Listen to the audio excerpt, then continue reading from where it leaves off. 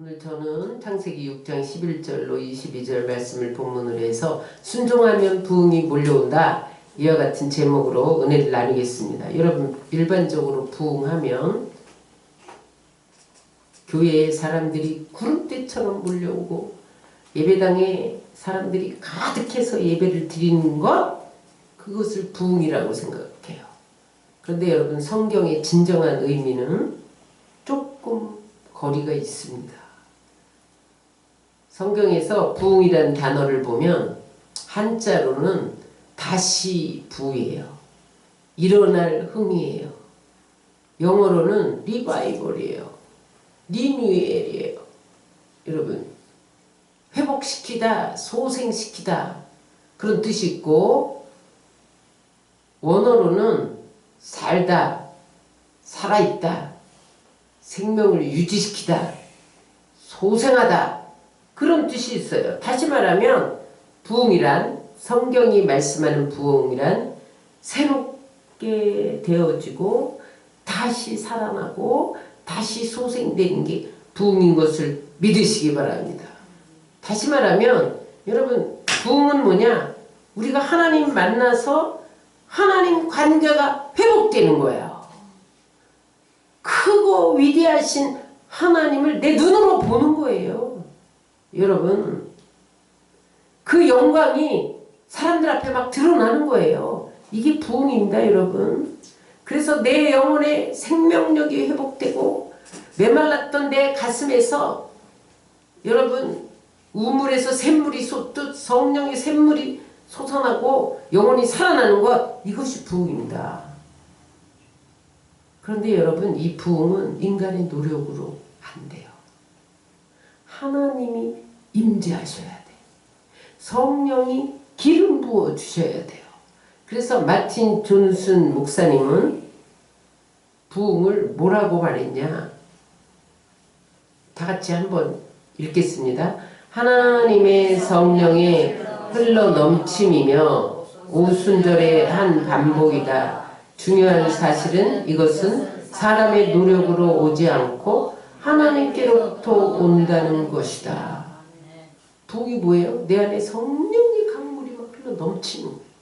오순절에 막 불의 화와 같이 갈라지는 역사, 다른 방언으로 말하는 역사, 나가서 말씀을 증거하면 3,000명, 5,000명 회개하는 역사, 그런 것들이 일어나는 게 부흥인데 그것은 내 능력으로 안 된다는 거예요, 여러분. 하나님께로부터 부흥이 온다는 거예요. 따라하세요. 부흥의 주도자는 하나님이시다. 성령이시다. 여러분, 부흥은 웅장한 건물이 있어서 오는 게 아니에요. 오케스트라가 있어서 오는 게 아니에요. 여러분, 사람이 많이 모여있기 때문에 오는 게 아니에요. 성령이 임재하셔서 그 하나님이 절대 주권자이신 그 하나님이 우리 속으로 들어오시는 거예요. 그게 부흥입니다, 여러분. 그런데 그 절대 주권자이신 하나님이 우리에게로 들어오시는 것이 하나님의 개입인데, 우리의 삶에 하나님이 개입하시려면 어떻게 해야 되냐는 거야. 따라하세요. 순종하면 하나님이 우리 삶에 들어오신다. 하나님이 우리 마음에 들어오신다. 하나님이 우리 교회에 들어오신다. 그러면 부흥이 일어나는 거야. 오늘 본문은 이 세상이 너무 죄가 가득 찼어. 하나님이 사람을 지은 것을 한탄하시고 후회하셨다는 거예요. 그래서 내가 창조한 모든 것을 쓸어버리리라. 그렇게 결단하셨다는 거예요. 사람만이 아니라 가축과 새까지도 다 홍수로 쓸어버리리라. 그렇게 결단하고, 노아, 너는 그래도 온전했어. 이 죄악 많은 세상에 구별되어 살았어. 내가 너와 언약하리라. 너는 방주를 만들어라. 내가 너는 멸하지 않겠다. 그래서 노아가 120년 동안 방주를 만듭니다. 여러분, 120년 동안 하나님이 회개할 기회를 주신 거죠. 이 죄로 가득 찬 세상에 사람들에게 회개하면 홍수로 심판하지 않으리라고 120년 동안 기다리셨던 거예요. 근데 여러분 더 악이 성행하고 죄가 넘쳐서 이제는 하나님이 손대지 않으면 안 될 상황이 되었다는 거예요. 그래서 이제는 하나님이 할 수 없다. 심판해야지. 그래서 여러분 홍수로 인류를 다 멸해버렸다는 거예요. 그래서 여러분 우리는 죄를 짓는 순간에도 회개해야 돼요. 죄의 수위가 차면 하나님이 반드시 심판하는 거예요. 근데 여기서 중요한 것은 하나님이 방주를 만들 때 재료를 무엇으로 만들어라, 코페르 나무로 만들고 역청을 칠해라 정해 주셨다는 거예요. 그 다음에 창문은 어느 쪽으로 내라? 하늘 위로만 내라. 그 다음에 3층으로 만들어라. 이렇게 짓는 방법을 명령하셨다는 거예요. 그 말씀이 어디 나옵니까? 창세기 6장 14절로 16절입니다. 시작. 너는 코페르 나무로 너를 위하여 방주를 만들되 그 안에 칸들을 막고 역청을 그 안 밖에 칠하라. 내가 만들 방주는 이러하니 그 길이는 30규빗, 너비는 50규빗, 높이는 30규빗이라. 거기에 창을 내되 위에서부터 한 규빗에 내고 그 문을 옆으로 내고 상중하 3층으로 할지니라. 왜 여러분 짓는 방법을 가르쳐 주셨을까요? 따라서 내 방법으로 하지 말고 내 방법으로 해라. 순종을 요구하신 거예요. 출애굽기에 성막을 지을 때도 하나님이 설계도를 다 작성해서 모세에게 줍니다. 번제단은 50규빗 50규빗 정사각형으로 만들어라. 문은 하나만 내라. 성소와 지성소를 나눠라. 지성소에는 법궤만 있게 하라. 성소에는 등대와 떡상과 분향단이 있게 하라. 그 다음에 지성소와 성소를 회장으로 가려라. 등대는 쳐서 만들어라. 녹여서 금을 부어서 만들지 말고 망치로 두드려서 만들어라. 이런 방법을 설계도에다 다 명령해 놓으셨다는 거예요. 왜 그러셨을까요? 따라하세요. 자기 방법대로 하지 말고 말씀대로 순종해라. 그래서 여러분 노아에게 방주는 재료는 코페르 나무, 역청, 문은 하늘로 내고 3층으로 지어라. 사이즈는 50규빗, 30규빗 다 정해줬다는 거예요. 또 하나, 또 명령은 뭐냐면 살아있는 모든 생물을 암수 한 쌍씩 들여보내라는 거예요. 저는 오늘 이 성경을 읽다가 참 난감했겠다. 배는 어쨌든 여러분 힘들어도 만들면 되죠. 근데 이 세상의 모든 생물을 암수씩 어떻게 다 잡아오냐고 생포해야 돼. 죽이면 안 돼. 여러분 이게 가능한 일이에요? 불가능한 일이죠. 자, 그 얘기가 어디 있습니까? 창세기 6장 18절에 21절에 있습니다. 시작. 그러나 너와는 내가 내 언약을 세우리니 너는 네 아들과 내 아내와 네 며느리들과 함께 방주로 들어가고 혈육 있는 모든 생물을 너는 각기 암수 한 쌍씩 방주로 끌어들여 너와 함께 생명을 보존하게 하되 새가 그 종류대로 가축이 그 종류대로 땅에 기는 모든 것이 그 종류대로 각기 둘씩 4개로 나오리니 그 생명을 보존하게 하라. 사람만 방주로 들어가는 게 아니라 모든 가축, 공중의 새까지 살아있는 모든 생물은 다 종류대로 한 쌍씩 방주로 들여보내서 생명을 보존하게 하라는 거예요. 미국의 유명한 분류학자인 어네스트 메이어가 있어요. 그런데 그 어네스트가 뭐라고 말했냐면 세계에는 100만 종 이상의 동물이 살고 있다는 거야. 100만 종. 근데 물속에 사는 고기, 뭐 이런 물고기 그런 종류를 빼더라도 여러분 이 땅에 육지에 사는 포유류, 양서류, 파충류 이런 것만 따져도 여러분 어마어마했겠죠? 근데 그것을 한 쌍씩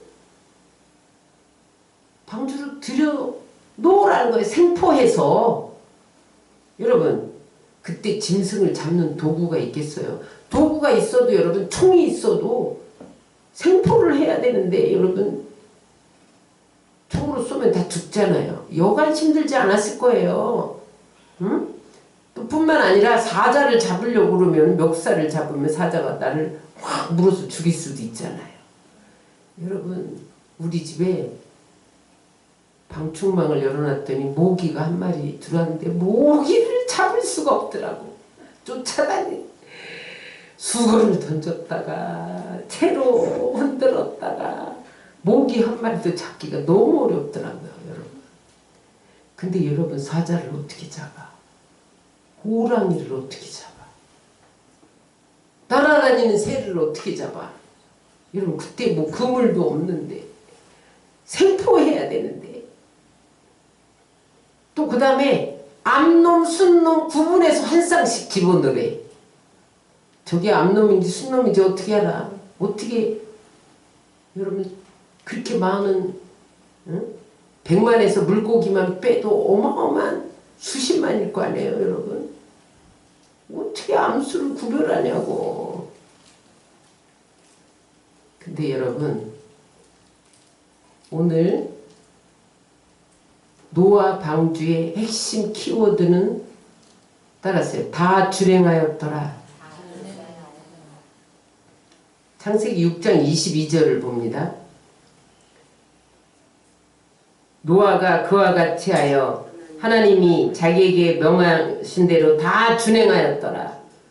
7장 5절에 보면 노아가 여호와께서 자기에게 명하신 대로 다 준행하였더라. 준행하였다라는 건 뭐예요? 순종했다는 거예요.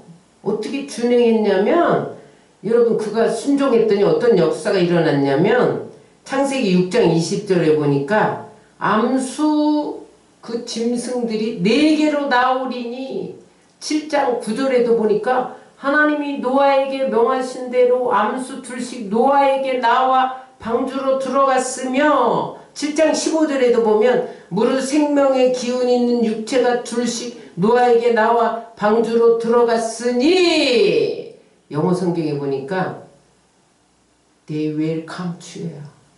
무슨 말이야? 노아가 순종했더니 짐승들이 제발로 노아에게 나왔대.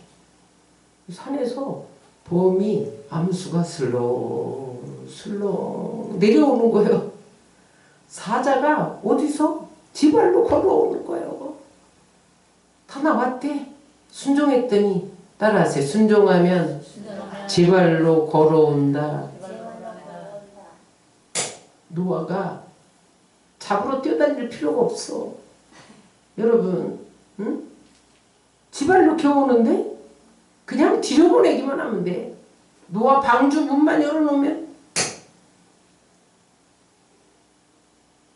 들어가는 거예요. 이 사자와 막 이런 곰과 호랑이가 와서 내가 암컷이에요. 이렇게 자기 정체를 밝혀. 내가 수컷이에요. 구별할 필요도 없어. 뒤로만 보내면 돼.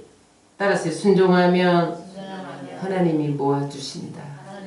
순종하면 하나님이 오게 하신다.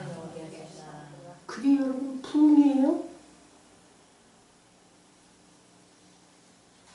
그런데 사람들이 순종하지 못하는 이유는 뭐냐면 할 수 없는 일이야. 아니 그 수십만 암수컷을 짐승을 내가 어떻게 잡아? 못 잡아. 그래서 못하는 거예요 여러분 순종은. 근데 내가 부족하고 연약하고 나는 방법이 없지만 내가 순종하겠다 결단하고 나서면 하나님이 순종할 힘을 주시는 것을 믿으시기 바랍니다. 그래서 빌리 블룩스가 이런 말을 했어요. 다 같이 읽겠습니다. 능력에 맞는 일을 구하지 말고 일에 맞는 능력을 구하라. 여러분, 나는 하나님을 내 능력 안에 가두려고 해. 하나님, 난 능력이 이거밖에 안 돼서 못해요, 못해. 순종 안 하려고 한다는 거야. 그런데 하나님, 난 능력이 없어요. 그런데 내가 순종할 테니까 이 일을 감당할 수 있는 힘을 주세요. 이걸 구하라는 거예요. 여러분, 내가 하나님을 의지하고 자기에게 맡겨준 사명에 집중하면 하나님이 능력을 주시는 거예요. 그래서 그 능력으로 순종하는 거예요. 그럼 순종도 내 힘으로 못해요. 응? 따라하세요. 내가 순종하기로 결단하면 어디에서 왔는지 모르는데 사람들이 제 발로 모여온다. 이게 하나님의 방법이라는 거예요.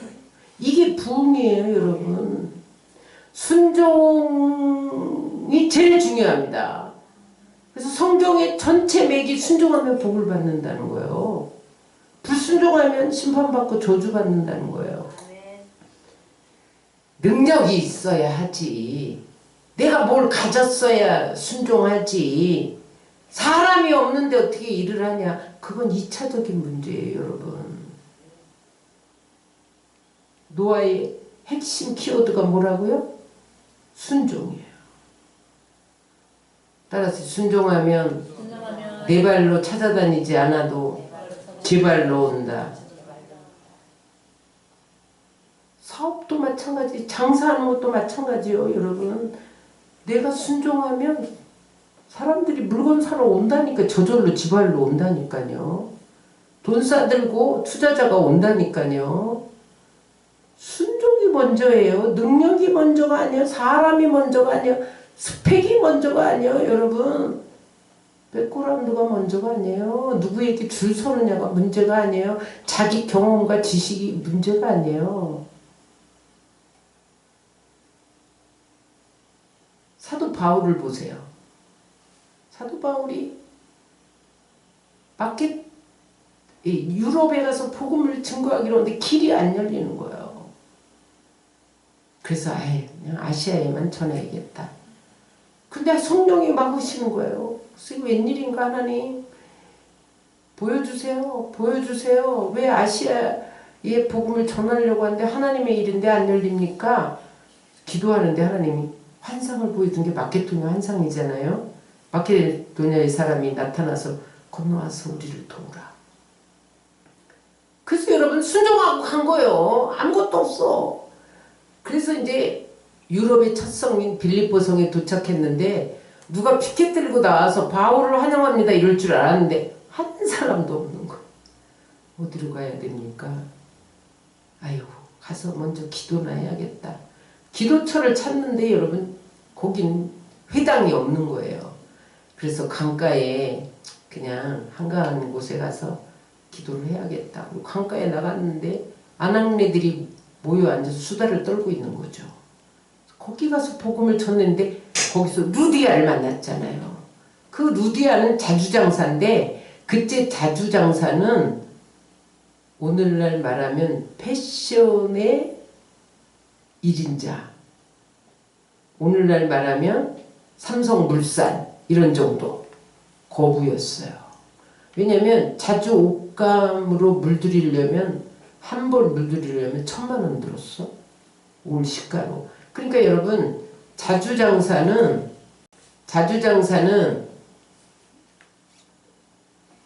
왕족이나 귀족층만 상대하는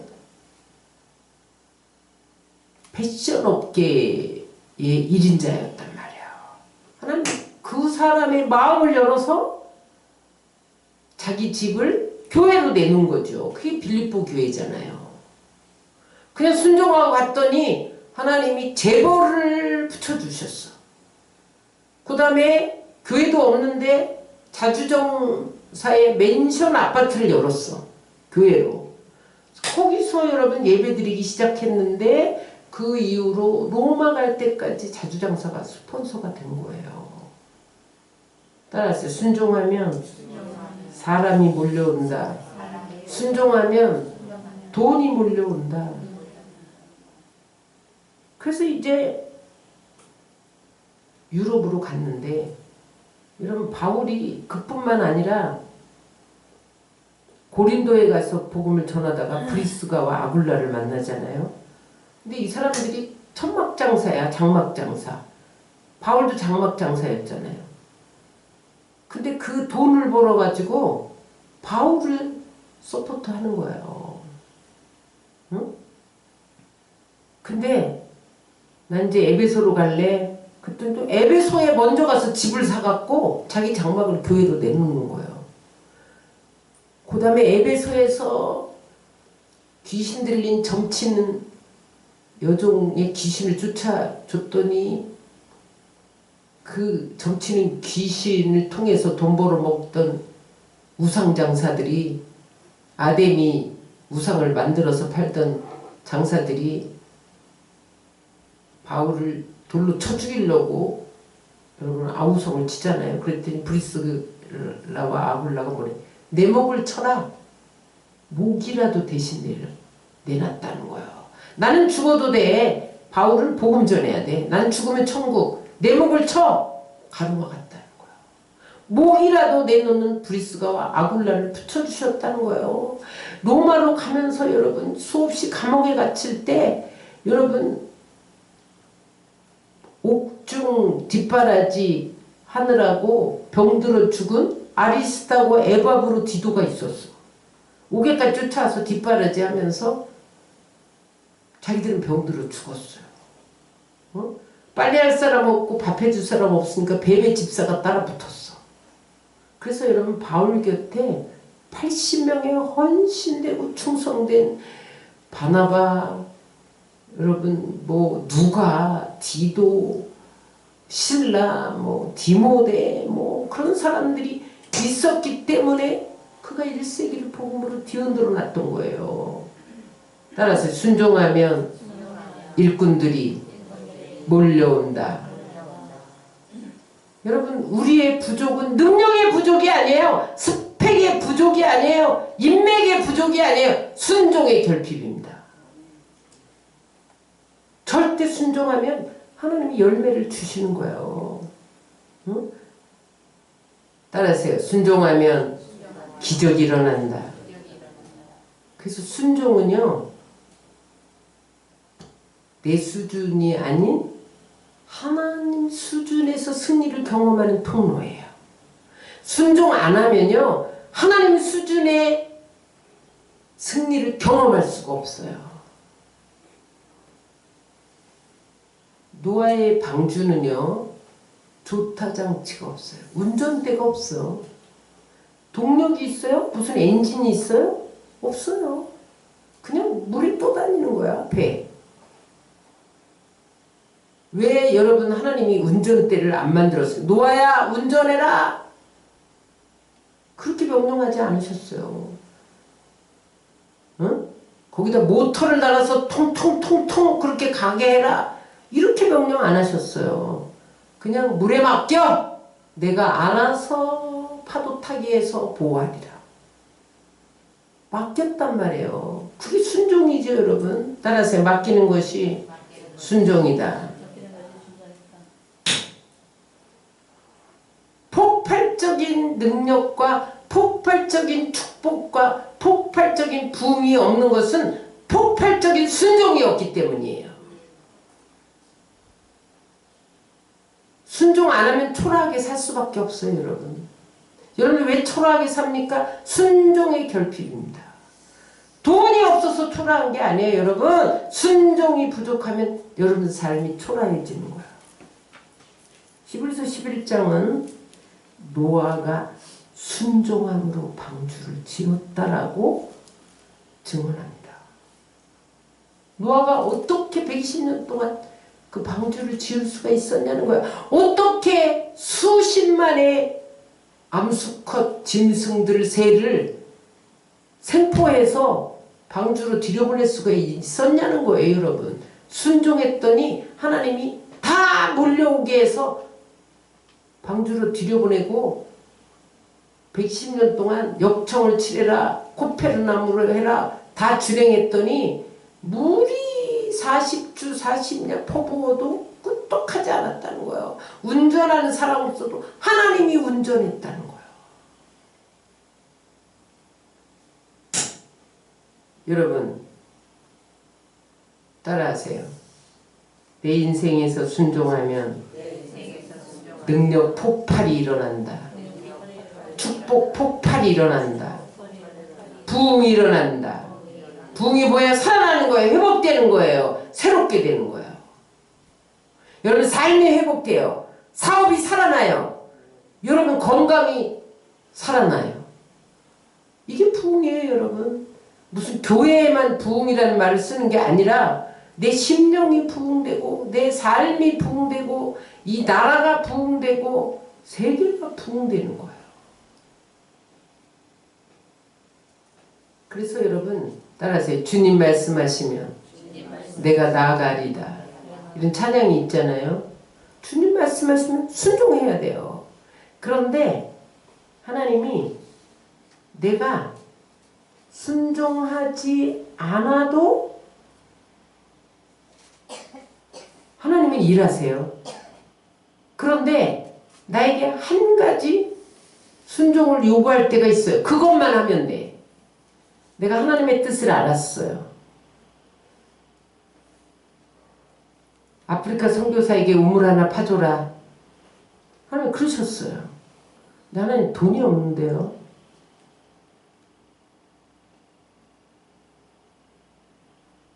너희 가진 것 내가 감동 주는 대로 너는 선포만 해.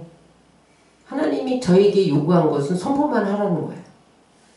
나머지는 내가 한다. 그 선포했죠. 하나님 우리 성도들의 형편 다 아시잖아요. 주일날 헌금 50%가 1,000원짜리 내는데요. 무슨 우물을 하나 파는데 200만 원인데요. 너는 선포만 해. 너는 순종만 해. 그래서 순종했어요. 근데 주일날 헌금이 13만 원 고쳤어요. 그래서 안 되겠다. 추수감사절에 모아서 드려야지. 그런데 새벽 기도 나오는 분이 목사님 내가 다른 교회에 건축한다고 그래서 거기 건축헌금 보내려고 200만 원 통장에 넣었는데 100만 원만 할게요. 맨 처음에 이랬어요.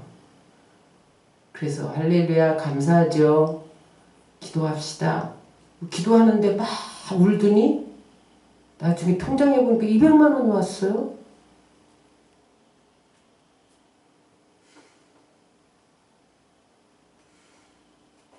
나는 선포만 했더니 하나님이 우리 성도들의 능력의 기준을 그거밖에 안 되는 걸 아시고 외부에서 보내시는 거예요. 이게 하나님의 개입입니다. 내가 만약에 하나님이 선교 헌금 내라고 합니다. 이렇게 말 안 했으면 그 사람이 어떻게 200만 원을 보냈겠어요. 나는 하나님이 하라는 것만 하면 돼. 나머지는 하나님이 하시는 거야. 그래서 여러분 5월달에 50만 3천 원 그분 오셨을 때 그 자리에서 헌금해서 몽땅 드리고 또 6월달에 마지막 달에 200만 원 플러스 여러분들이 13만 원 드린 거에 또 교회에서 플러스해서 220만 원 보냈잖아요. 그러니까 우리가 270만 3천 원을 보낸 거예요. 그리고 보니까 여러분 1년 우리 목표가 우물 하나 파주는 200만 원이었는데 70만 3천 원이 오버됐어. 얼마나 감사해요. 하나님은 넘치게 주시는 거예요. 그런데 하나님이 저한테 2탄으로 말씀하셨어. 성전 건축해라. 내가 준비하고 있다. 하나님이 여러 차례 저에게 많은 것을 보여주셨어요. 저는 오래전부터 건축 헌금하고 있었지만 제가 6년 전에 대출을 받아서 교회를 구하리라. 근데 하나님이 막으시더라고. 뻥꾸가 났어. 지금까지 여러분 그 문제가 해결이 안 돼. 하나님 어떻게 하면 좋습니까? 요번에 성교 헌금하자. 그랬더니 너희 성도들은 4분의 1밖에 안 했는데 4분의 3은 내가 했다. 너희들이 5병이어 드리면 내가 5,000명 먹고 12번간이 거두게 할 거야. 성교 헌금, 건축 헌금 하라고 선포만 해. 너는. 너희 성도들이 순종하면 나는 고레스 왕을 보내리라. 고레스 왕이 누구예요? 바벨론 포로로 끌려갔던 사람들에게 해방을 선포한 왕이면서 너희들이 돌아가서 성전 건축해라. 내가 예루살렘 파괴될 때 다 가져온 성전 기구를 다 내어주고 바벨론 사람들에게 헌금하라고 할 테니까 성전 지어라. 그래서 여러분 이방인이 성전 건축 헌금을 다 바벨론 백성들 하게 했어요. 바벨론에 남은 유다인들 귀국하지 않은 본토로 돌아가지 않는 자들도 헌금해라.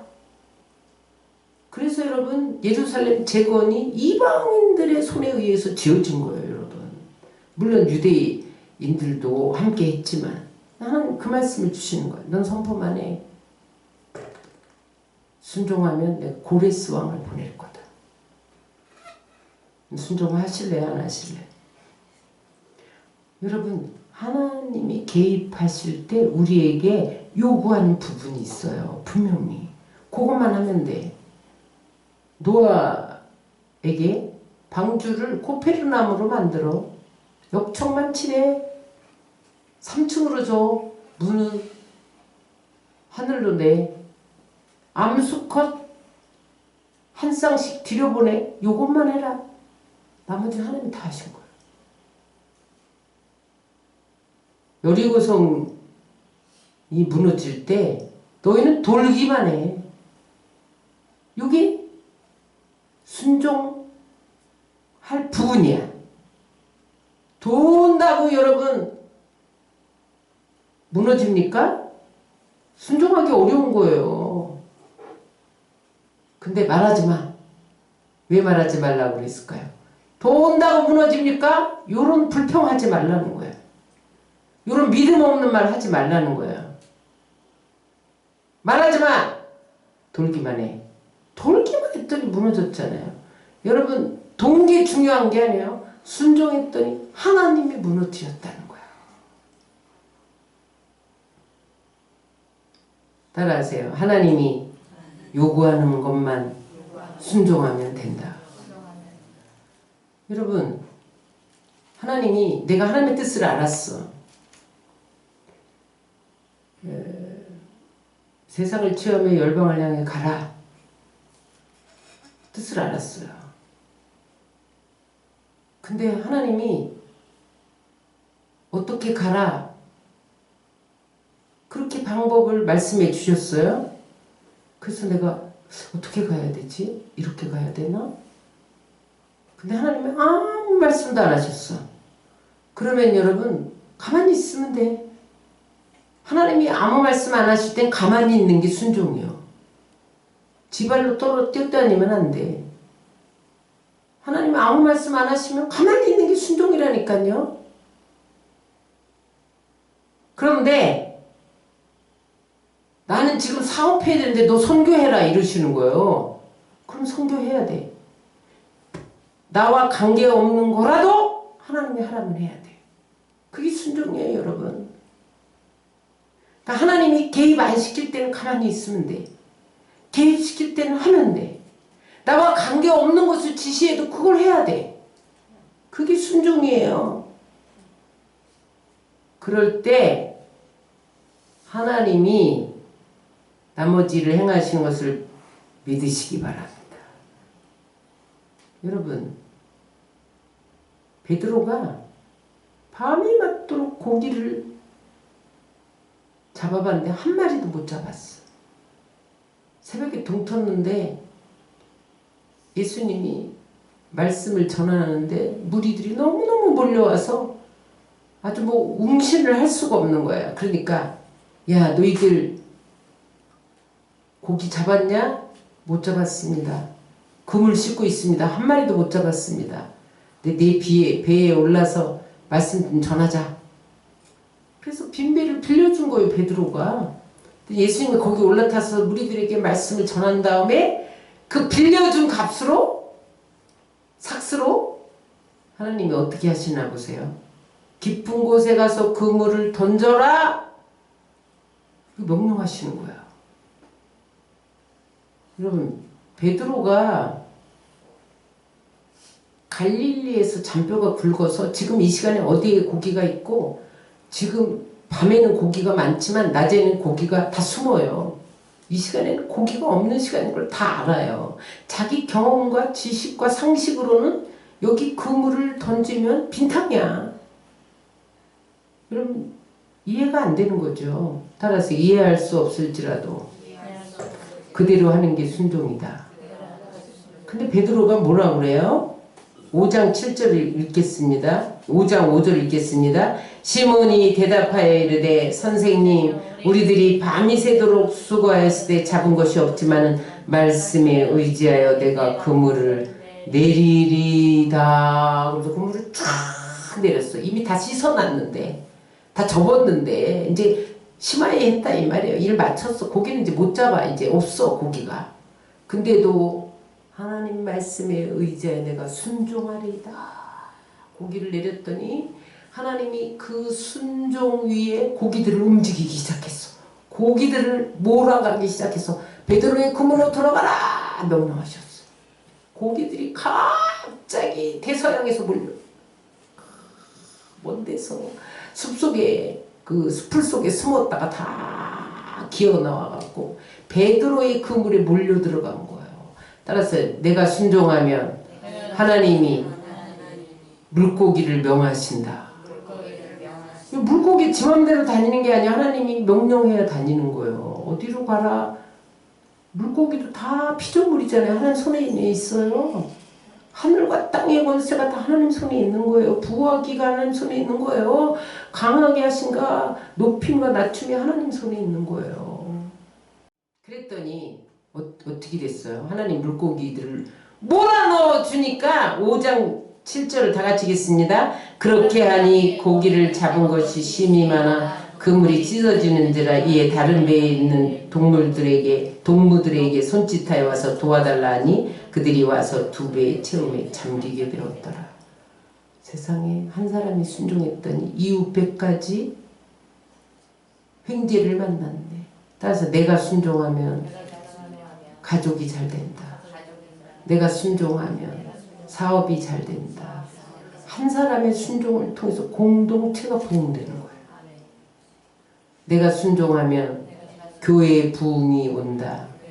내가 순종 안 하면 교회에 부흥이 안 온다. 부흥이 안 오는 것은 내 순종의 결핍입니다. 파스칼이 이렇게 말했어요. 다 같이 읽겠습니다. 하나님은 철학자의 하나님이 아니고 과학자의 하나님이 아니라 성경에 가르친 대로 믿는 자의 하나님이시다. 그리고 신앙은 인간의 이성을 십자가에 못 박는 것이다. 이게 무슨 말이에요? 네 지혜로, 경험으로, 상식으로, 네 지식으로 이해할 수 없어도 그대로 행해. 네 이성을 십자가에 못 박아야 순종할 수 있다는 거야. 내가 순종하려면 내 경험이 안 돼. 네 경험으로 봐서 그게 됐어? 내 지식이, 내 이성이, 내 상식이 안 돼. 이렇게 말한다니까요. 그것들이 순종의 장애물로 나타나요, 여러분. 그런데 경험과 지성과 상식이 아무리 옳아도 하나님 말씀대로 순종하면 기적이 일어나는 것을 믿으시기 바랍니다. 그래서 언제나 말씀을 택해야 돼. 그러면 은혜 위에 은혜, 복의 복, 삶의 부, 가게에 손님들이 몰려오고 사업장에 거래처가 몰려오고 교회에 고깃대들이 몰려오고 어부대들이 몰려오는 것을 믿으시기 바랍니다. 따라하세요. 신앙의 파워는 순종에서 온다. 신앙에서 열매를 맺느냐 맺지 못하느냐는 순종의 차이입니다. 아브라함이 여러분 100세 얻은 이삭 번제로 드려 순종했더니 복의 근원이 됐잖아요. 아브라함은 하나님 수준으로 순종한 거예요. 하나님 수준의 승리를 한 거예요. 순종하면 하나님 수준으로 올라간다. 순종하면 내가 일을 하는 게 아니라 일이 되게 되는 거예요. 그냥 일이 되는 거예요. 나는 하나님이 뜻을 가르쳐줘서 너 가만히 있어서 난 가만히 있는데 다른 사람을 통해서 그 일이 이루어져. 가만히 있는 게 순종이기 때문에. 그러나 따라하세요. 하나님이 말씀하시면 순종해야 된다.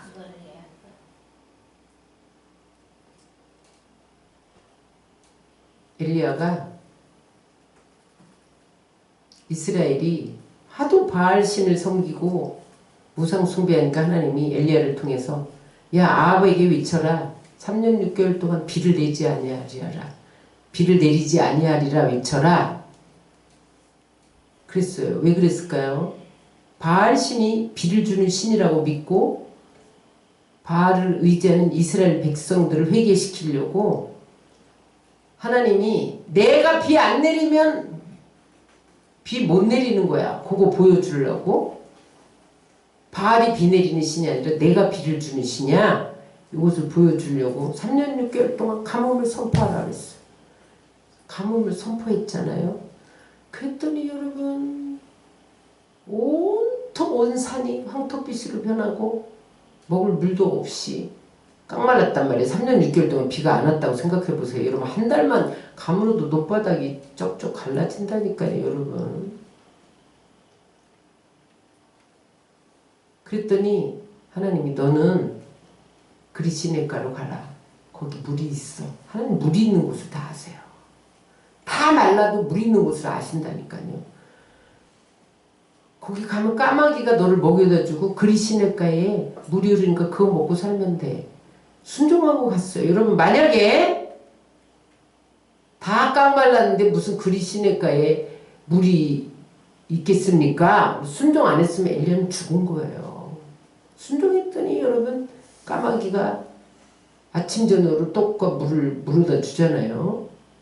그리시네가가 줄줄줄줄 흐르고 있었다니까요. 여러분. 그런데 시간이 가니까 그리시네가도 말라버린 거야. 그러니까 하나님이 사르밧 과부에게 가라. 내가 과부에게 명령해뒀다. 너 먹을 거 주라고.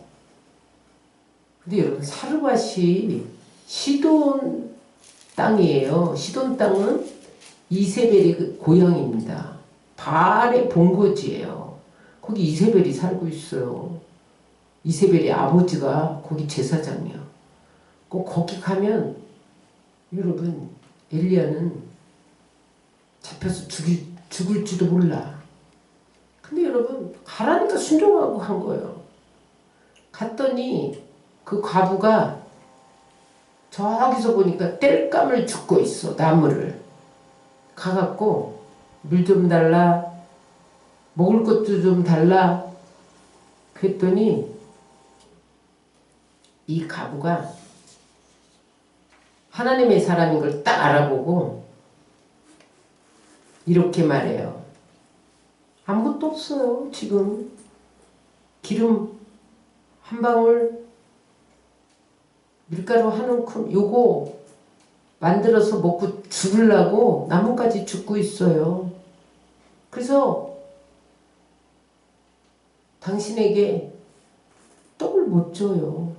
이렇게 말하는 거야. 그 얘기가 열왕기상 17장 12절에 있습니다. 그가 이르되 당신의 하나님 여호와께서 살아계심을 두고 맹세하노니 나는 떡이 없고 다만 통에 가루 한 움큼과 병에 기름 조금뿐이라. 내가 나뭇가지 둘을 주어다가 나와 내 아들을 위하여 음식을 만들어 먹고 그 후에는 죽으리라. 엘리야가 그에게 이르되 두려워하지 말고 가서 내 말대로 하려니와 먼저 그것으로 나를 위하여 작은 떡 한 개를 만들어 내게로 가져오고 그 위에 너와 내 아들을 위하여 만들라. 벼룩이 간을 내먹지 여러분.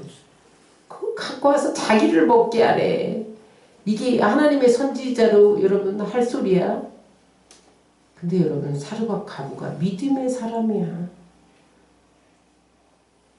머뭇머뭇거리니까 엘리야가 다시 말해요.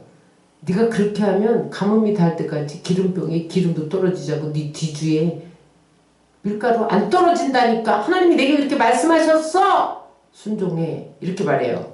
열왕기상 17장 14절입니다. 이스라엘의 하나님 여호와의 말씀이 나 여호와가 비를 지면에 내리는 날까지 그 통에 가루가 떨어지지 아니하고 그 병에 기름이 없어지지 아니하리라 하셨느니라. 그가 가서 엘리야의 말대로 하였더니 그와 엘리야와 그의 식구가 여러 날 먹었으나 여호와께서 엘리야를 통하여 하신 말씀같이 통에 가루가 떨어지지 아니하고 병에 기름이 없어지지 아니하니라.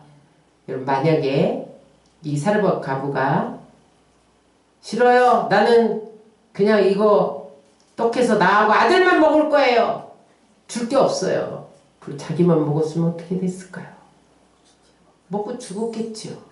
근데 순종했어. 엘리야에게 먼저 떡을 해갖고 왔더니 세상에 가뭄이 끝날 때까지 기름통에 기름이 맨날 그대로 있는 거예요.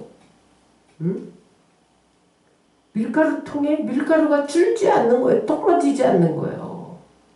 사르밧 가부가 엘리야의 말에 순종했기 때문에 극심한 가난 중에서 하나님이 먹이시는 것을 체험한 거예요. 자기만 먹은 게 아니야. 아들까지 엘리야까지. 여러분 삶에 물질의 부흥이 필요합니까?